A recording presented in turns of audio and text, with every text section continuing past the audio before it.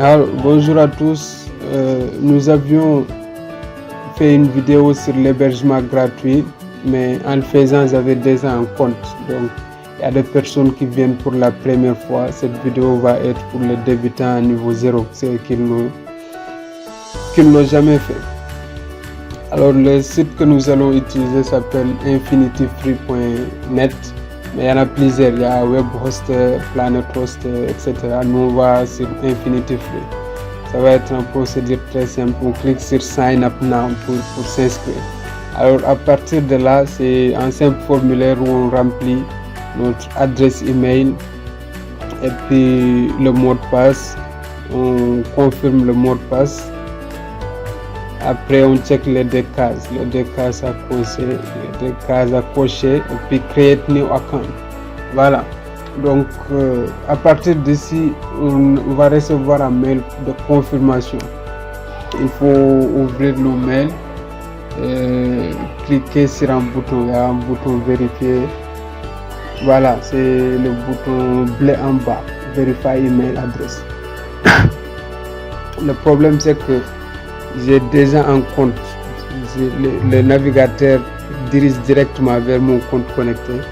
Mais il y a une solution. Pour cela, il faut retourner. On va retourner vers le mail. Donc, on retourne vers le mail. Il y a une solution. C'est-à-dire qu'il y a des options. Soit on clique directement sur le bouton adresse email, verify adresse email, ou bien il y a un lien en bas.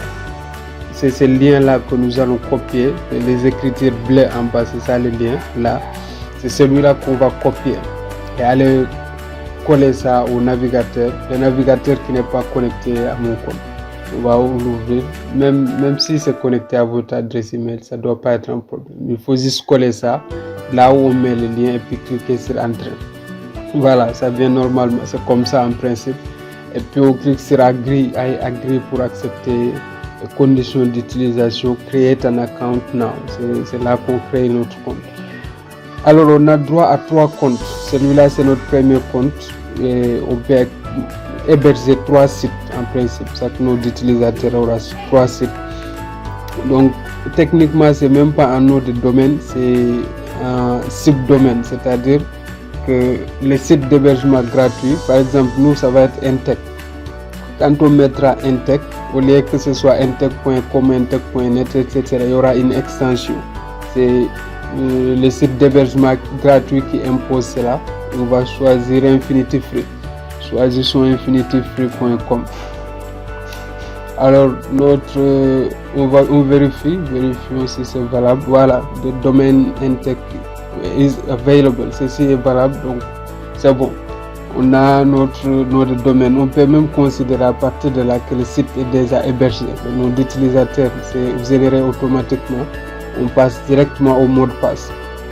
Un mot de passe simple, puisque c'est juste de l'apprentissage. Voilà, create account. C'est à partir de là le compte est créé, qu'on clique sur Open Control Panel.